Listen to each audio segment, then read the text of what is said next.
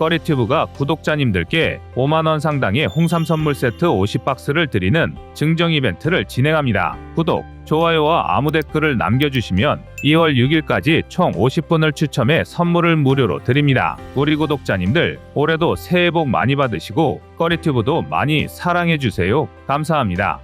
K방산 수주 릴레이, 이번엔 폴란드에 이어 루마니아가 그 바통을 이어받을 예정입니다. 심지어 그 규모도 역대급이라고 하는데요. 대한민국 방산 수출 양대 산맥이라 할 수 있는 K9 자주포와 FA-50에 이어 K2 그리고 한국형 미사일 방어체계 핵심인 중거리 지대공 미사일 천군까지 이제 루마니아는 한국의 무기체계를 그대로 이어받을 심산입니다. 물론 여기엔 유럽 최대 방산 전시회 MSPO에서 한국의 방산 무기를 열심히 홍보해준 폴란드의 역할도 컸는데요. 갈 길이 급한데 발등에 불까지 떨어진 루마니아로선 성능과 가성비 그리고 신뢰성 높은 한국산 무기체계를 선택하지 않을 이유가 없습니다. 장기전의 양상으로 바뀌고 있는 우크라이나 전쟁, 언론에선 연일 나토와 우크라이나군의 선전을 보도하고 있지만 현장의 상황은 그리 녹록하지 않습니다. 원인은 바로 러시아와 우크라이나 간의 극명한 기초 체력 때문인데요. 러시아는 여전히 우크라이나 전선에 병력과 장비를 투입하고 있으며 체첸과 같은 반나토 세력에 전차와 탄약,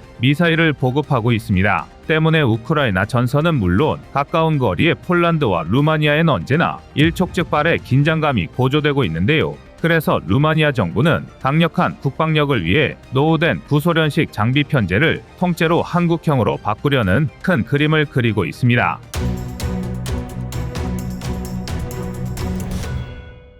구독과 좋아요, 알림 설정은 꺼리튜브 운영에 많은 도움이 됩니다.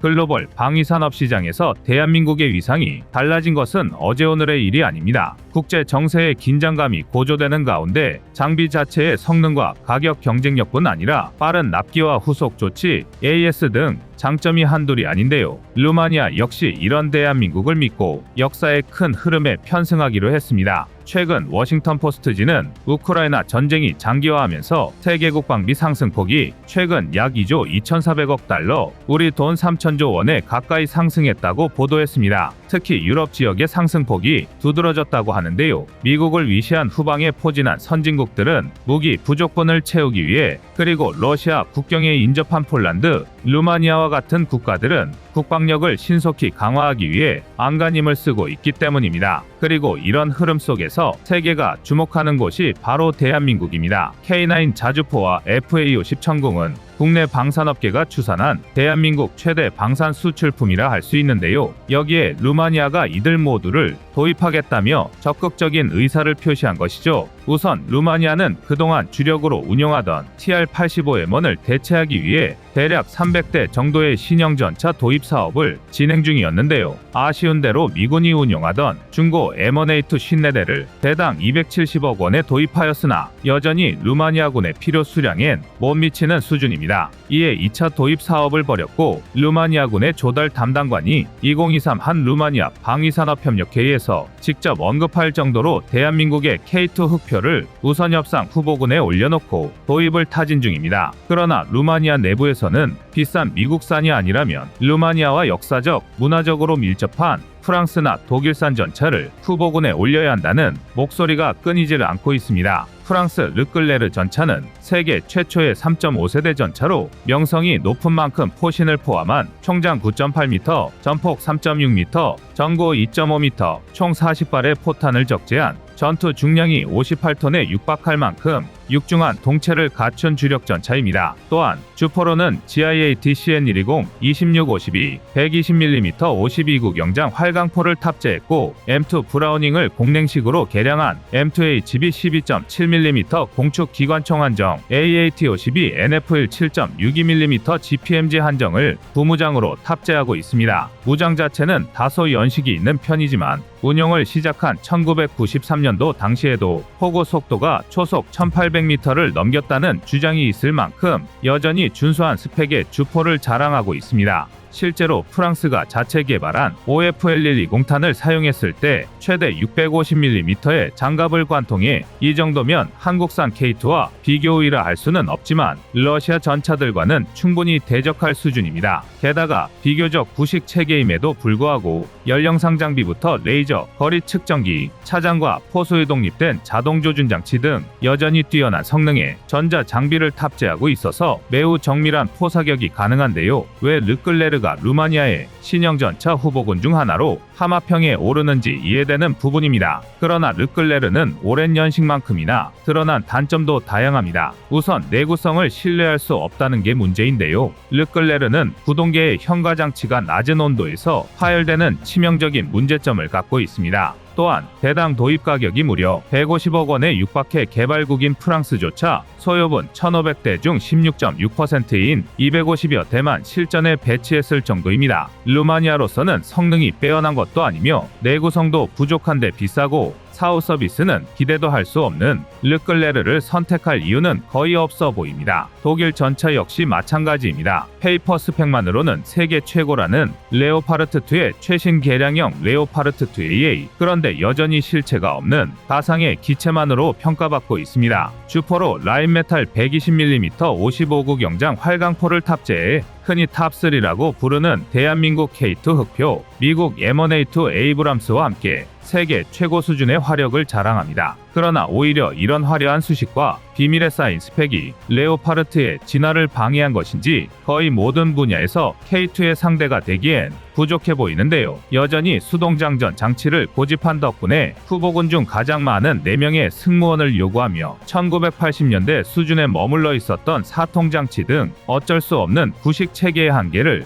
그대로 이어받고 있습니다. 그 외 포신의 균열 문제와 장기 교전에서의 전투 피로도 등 레오파르트는 여전히 고질적인 단점을 해결하지 못하고 있습니다. 따라서 검증된 성능으로만 보면 루마니아가 대한민국 K2 흑표를 도입하는 것이 너무나 당연해 보이는데요. 더구나 사계절이 뚜렷한 루마니아의 기후와 지형도 K2로서는 무척 반갑습니다. 특히 중부 트랜실베니아 평원과 동부 몰도바 평원을 나누는 카르파티안 산맥은 혹독하다는 말로도 부족한 산악지대입니다. 당연히 유사시 북진을 염두에 두고 강력한 험지 주파 능력을 갖춰둔 흑표에 유리한 지형 조건인데요. 실제로 평지 시속 70km, 야지 시속 50km, 최대 항속거리 450km에 달하는 K2는 60%에 육박하는 전면 경사 돌파력까지 보유해 3.5세대 주력 전차 중 험지 주파 능력이 가장 우수합니다. 루마니아의 자주포 도입 사업 역시 K9의 싱거운 승리가 거의 확실시될 전망입니다. 지난해 9월 루마니아 국방부는 54문의 자주포 공급 사업에 최종 입찰 후보로 하나에어로스페이스의 K9을 선정했는데요.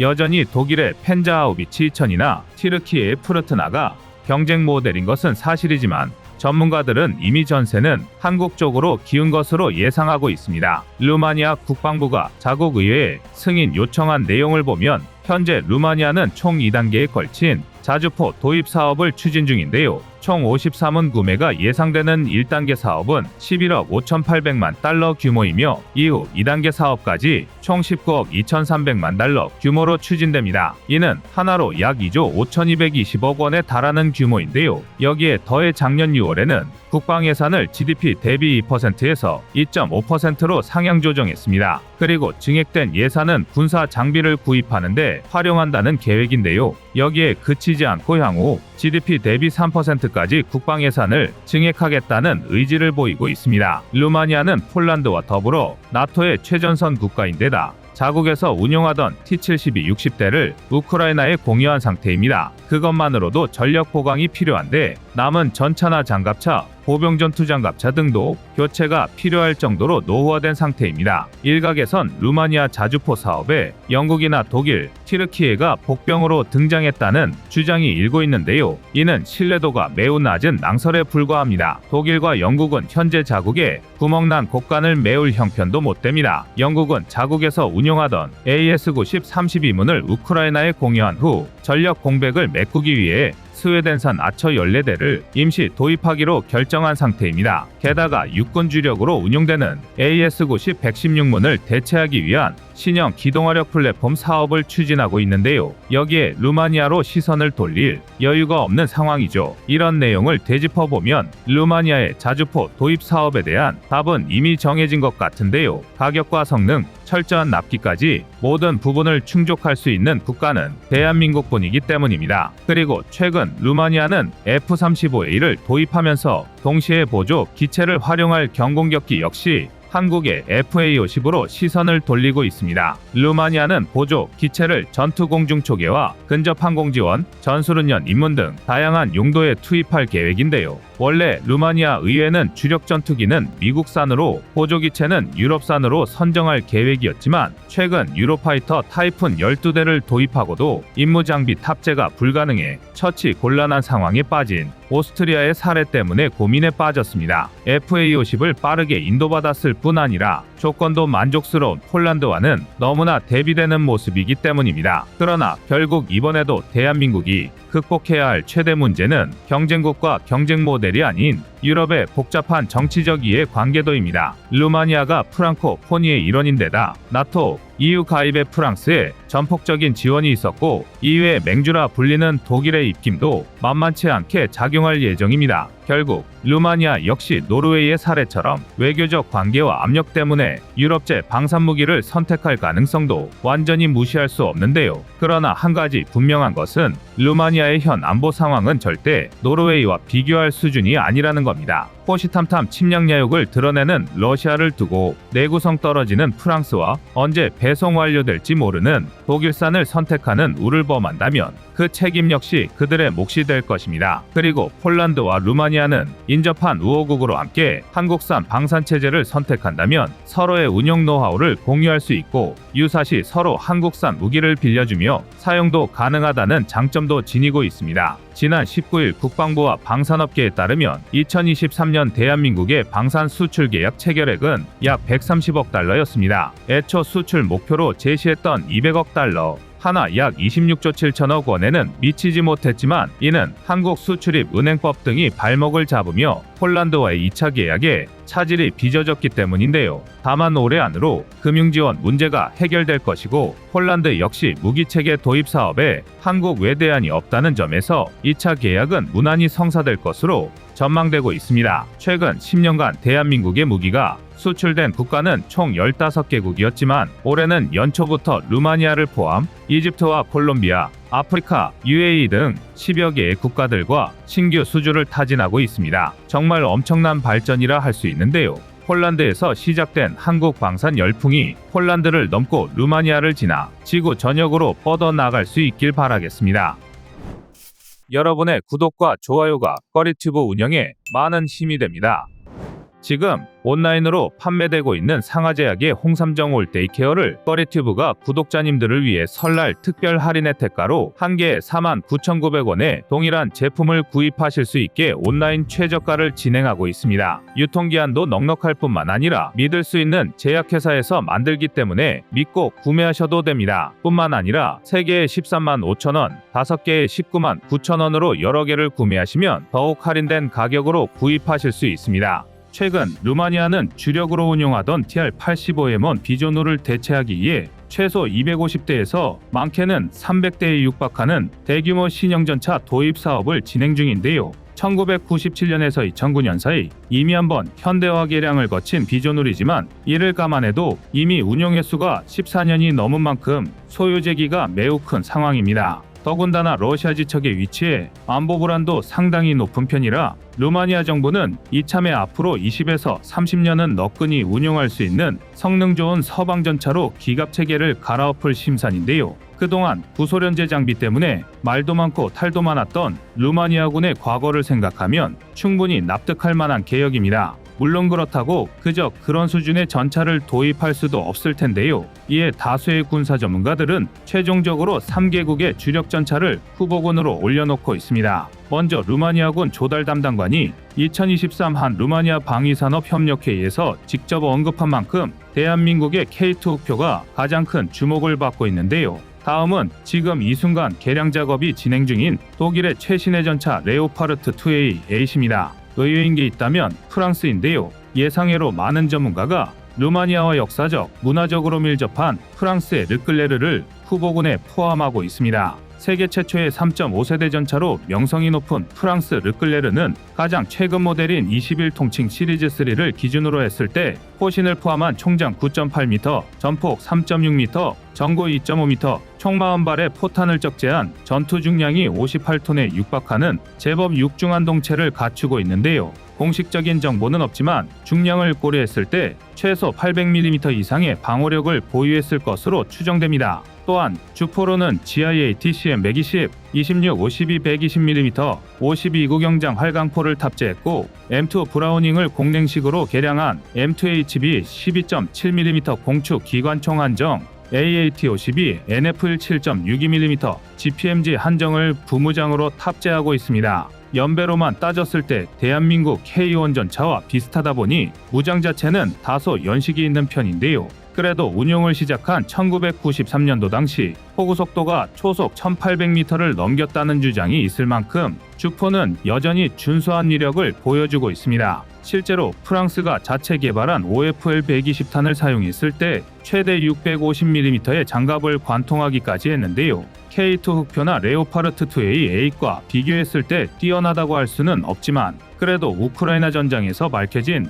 러시아 전차들의 뻥스펙을 감안하면 충분한 수준입니다. 게다가 비교적 구식 체계임에도 불구하고 열 영상 장비부터 레이저 거리 측정기, 차장과 포수에 독립된 자동 조준 장치 등 여전히 뛰어난 성능의 전자 장비를 탑재하고 있어서 매우 정밀한 포사격이 가능한데요. 여기에 버슬식 자동 장전 장치를 탑재하면서 운용 인원을 3명으로 줄인 게 상당한 장점입니다. 르클레르의 이 버슬식 자동장전 장치는 우리 국방과학연구소 ADD에서 구동 영상을 보고 역설계해서 K2에 탑재했다는 설이 있을 정도로 구조적으로 굉장히 우수한 형식입니다. 이쯤이면 외 전문가들이 루마니아의 신형전차 후보군 중 하나로 프랑스 르클레르를 선정했는지 납득할 수 있으실 텐데요. 하지만 여기까지는 단지 희망편이었을 뿐 르클레르는 장점만큼이나 단점도 만만치 않습니다. 우선 내구성을 신뢰할 수 없다는 게 문제인데요. 르클레르의 최고 속력은 도로 기준 시속 약 72km,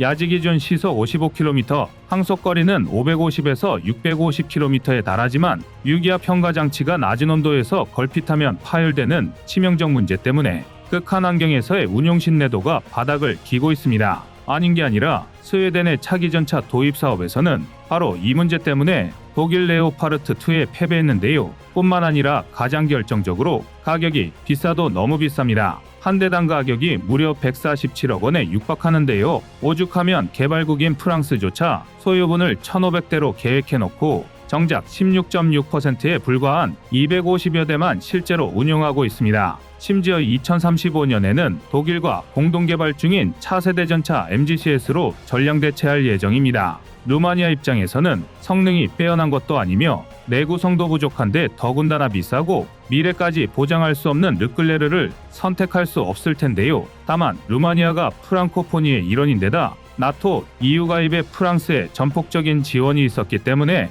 문화적, 정치적 관계는 예상치 못한 복병으로 작용할 수도 있습니다. 한 달이 건너면 죄다 EU 국가인 유럽의 지정학적 특징을 생각하면 정치적 관점을 무시할 수 없는데요. 그러나 이는 독일도 만만치 않습니다. 우선 가장 중요한 요소인 전차부터가 프랑스보다 한 수위인데요. 레오파르트 2의 최신 개량형인 레오파르트 2A 에이스는 총장 9.9m, 전폭 3.7m, 전고 3m에 42발의 포탄을 적재한 전투 중량은 67.5톤 이상일 것으로 추측됩니다. 재원이 추측인 이유는 레오파르트 2A AC 쇼트아머 개선, 열상 장비 3세대 업그레이드 등을 진행한 레오파르트 2A 7 플러스에서 사격 통제 장치 개량, 트로피 능동 방호 체계 탑재 등의 개선이 이루어질 것이라는 계획만 발표되었을 뿐 아직 실기체가 등장하지 않았기 때문입니다. 최종 개량이 이루어지면 중량만 68톤이 넘을 것으로 추정되는데요. 영국의 챌린저2가 생각나는 엄청난 중량입니다.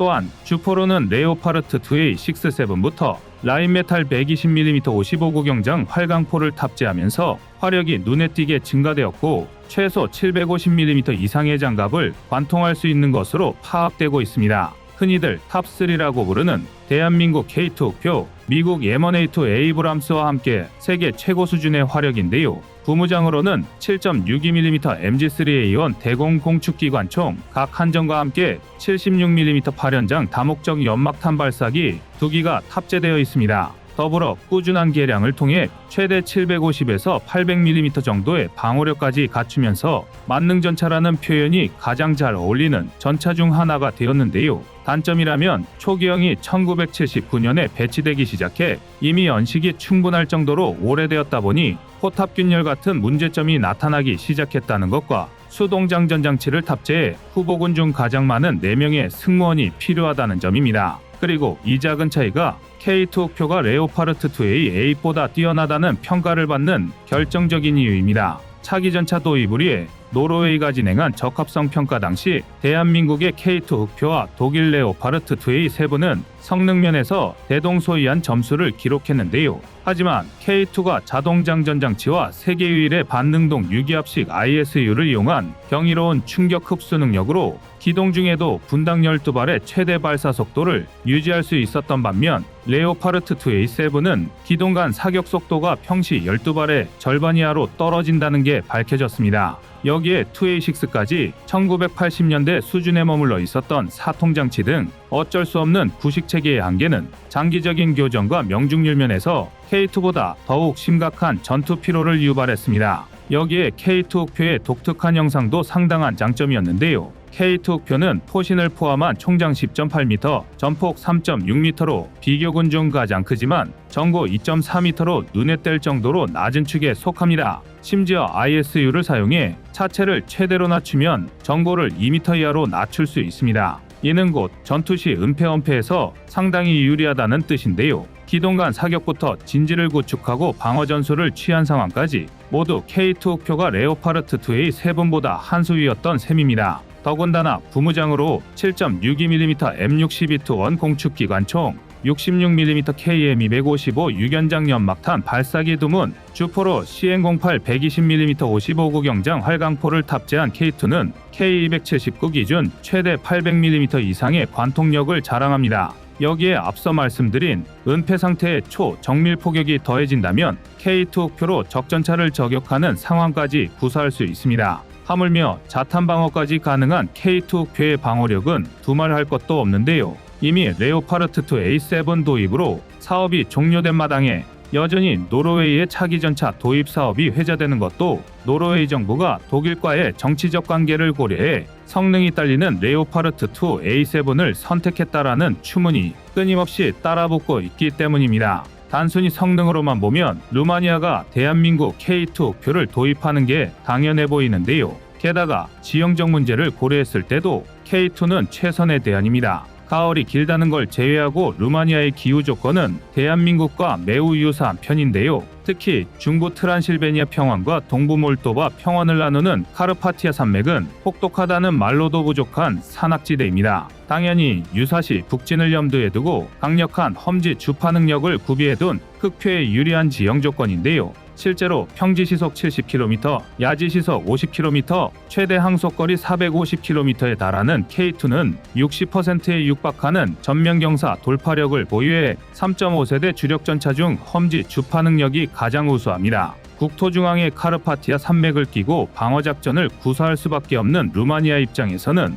절대 간과할 수 없는 장점인데요. 결국 이번에도 대한민국이 극복해야 할 최대 문제는 유럽의 복잡한 정치적 이해관계도입니다. 앞선 노르웨이의 사례처럼 성능고하를 떠난 외부 요인 때문에 루마니아가 독일이나 프랑스를 선택할 가능성도 완전히 무시할 수 없는데요. 그러나 한 가지 분명한 건 노르웨이와 루마니아의 안보 상황은 비교할 수준이 아니라는 겁니다. 당장 러시아와 얼마나 가까이에 있느냐도 문제지만 루마니아 바로 옆에 붙어있는 몰도바부터가 러시아의 내란 공작에 신음하고 있습니다. 세부적인 내용은 다르지만 벨라루스와 칼리닝그라드를 끼고 있는 폴란드와 비슷한 상황입니다. 아닌 게 아니라 루마니아와 폴란드는 굉장히 유사한 전략 체계를 공유하는 동맹국이기도 합니다. 프랑스의 문화, 독일의 정치적 이해관계보다 더 끈끈한 공동애정 러시아로 묶인 군사적 혈맹인 셈인데요. 루마니아 신형전차 도입 사업에 정치적 외부 요인을 끌어들이려면 다른 무엇보다 폴란드와의 관계를 우선 생각해야 할 것입니다.